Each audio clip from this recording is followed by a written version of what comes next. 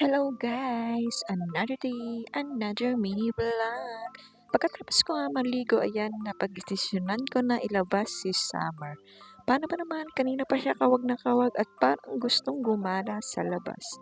Kaya naman, dali-dali akong nilabas siya at para makapaglakad-lakad at mapagod nang sa gayon ay sa gabi ay makatulog ng maaga. At nang makalabas na nga kami, ayan, hinayaan ko siya maglakad-lakad. At grabe, napaka-hyper niya. Hindi ko malaman kung saan ako gustong dalhin nito ni Summer, basta sinundan ko lang siya, pero hindi ko na siya inayaang makapunta dun sa dulo. Ayoko kasing matanggal yung kanyang tali at tumakbo kung saan-saan. Kasi naman, talaga namang napaka-hyper at napaka-bibo nitong si Summer. Bali, ito nga pala ay kagabi lang sa amin dumating.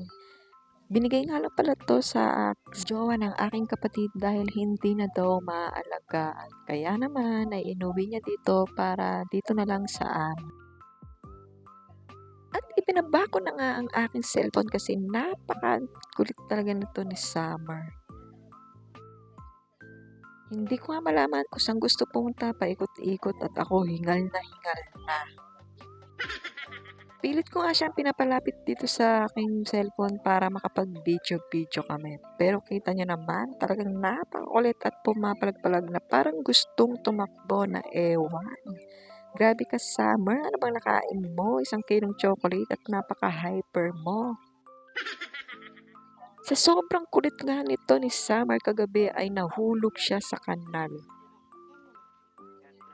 Paano ba naman biglang natanggal yung tali niya kagabi at ayun, shoot sa may imbornal. At ito, naulit na naman, natanggal ang kanyang tali. Kaya ayun, tumakbo doon at tinabol ko. Nakalimutan ko na nga yung cellphone ko na naiiwan ko pala dito dahil nagbibideo-video ko. Buti na lang pinaalala ng tita na yung cellphone ko naiwan ko nga pala dito. At nang makuha ko nga siya, yan, agad ko nang tinali para hindi na makawala. Diyos ko po, Summer. Hingal ako doon, charis. Pumunta nga pala siya dun sa mga aso namin at ayun, nakapagtahul-tahulan. Akala mo naman makakalaban.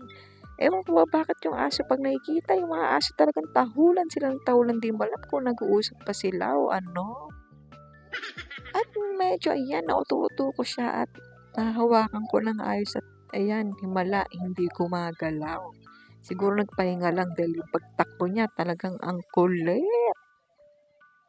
At kahit sobrang kulit nito ay napakalambing nito, baka akala nyo.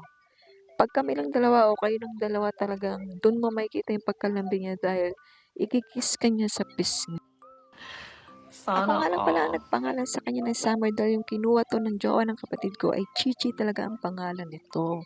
At dahil kapangalan ng kapatid ko ay binago ko na lang kasi parang tinatawag ko siya.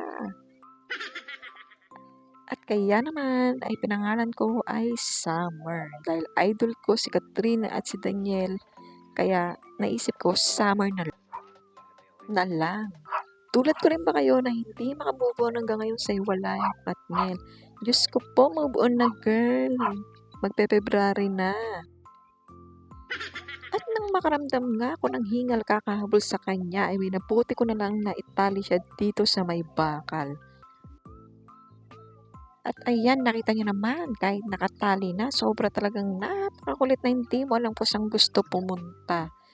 Nung una nga ay akala ko ay nadudumi lang siya kasi katulad ng ibang aso namin, pag ganyan kalikot talaga ay akala namin ay talagang nadudumi. Pero siya, paglilikot lang talaga niya yan. At bago nga matapos ang aking video, hindi naman ako papayag na hindi ma-exposure ang aking peslak. Charis! O kita niyo naman, si Summer. Napakabait kunwari. At hindi nyo na itatanong ay napakabigat talaga nito ni Summer. Doble pa sa bigat ng aking timbang. Kasi nung kinarga ko siya talagang halos hingalin ako. Napakalakas kumain at hindi pinabayaan ng may-ari. At nang makita ko na medyo padilim na, ay naisip ko na pumasok na kami at painumin ko na siya ng tubig. Yun lang guys for today's video. Thanks for watching.